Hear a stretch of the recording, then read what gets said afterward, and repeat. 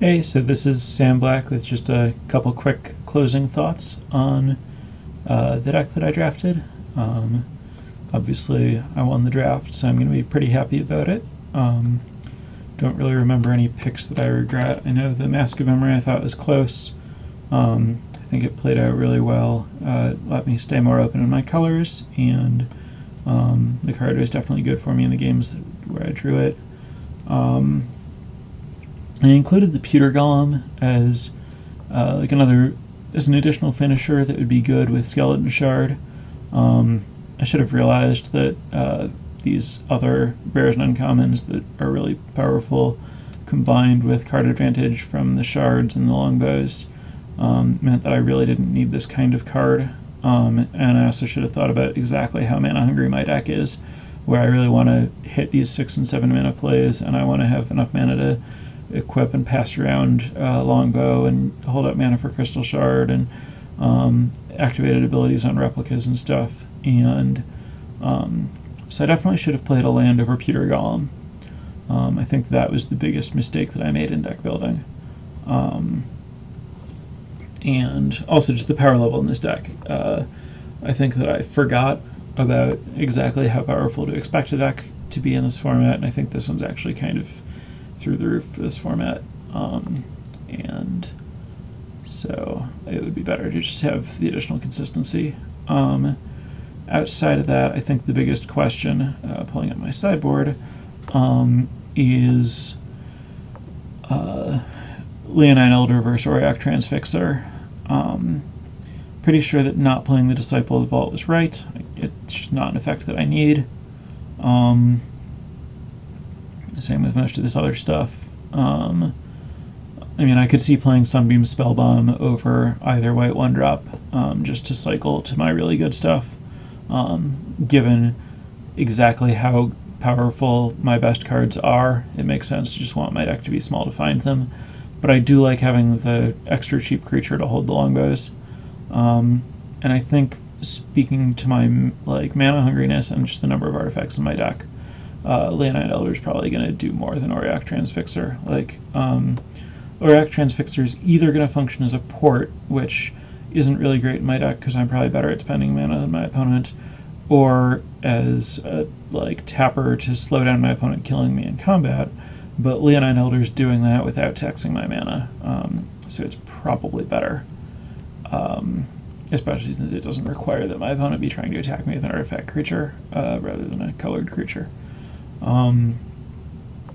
So two small mistakes in deck building, but I'm pretty happy with most of my picks in the draft and with the deck that I put together. And I hope that this showed you something about the format. I think that this is a pretty good demonstration of the kind of stuff you're trying to do. Basically, because there are so many good ways to spend mana, like equipment, you want to fill your deck with as much cheap stuff as possible. But a lot of the games are grindy positioning control games that are about getting ahead and using your removal and grinding them out with longbows and incremental advantage from equipment. There certainly are big tempo plays available, like using Looming Hoverguard on my opponent's equipped creature, that basically, the game with the Volshok Gauntlet on the Ocean Soldier, where that was basically a winning play. And similar things can happen with cards like Blinding Beam, where it's big enough tempo jumps and mana efficiencies can put you far enough ahead that it ends the game.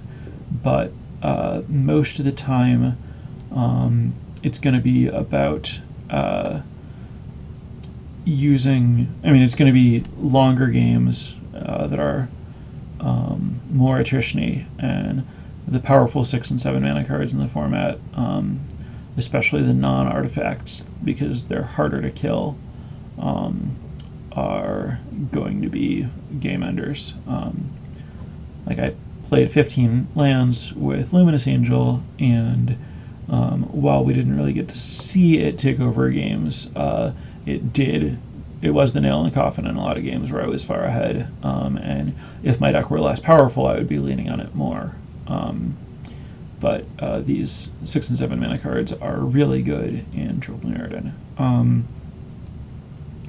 As a quick aside, I think that Darksteel changes this format more than most second sets change their formats, and I think that's a whole different world where with Darksteel, I think the format becomes a lot more aggressive and a lot less artifact driven, and there I like to play fewer colors rather than more colors, and I like to try to have my curve stop at 4 or 5 rather than just trying to get all of the great 6 and 7 mana plays. Those are the primary insights that I have to offer on Mirrodin as a format. I hope you've been enjoying the flashback drafts, or maybe this inspires you to try some and maybe prepares you for the bit this is around, and hopefully sets you up to figure out Mirrodin Darksteel. That is it for now.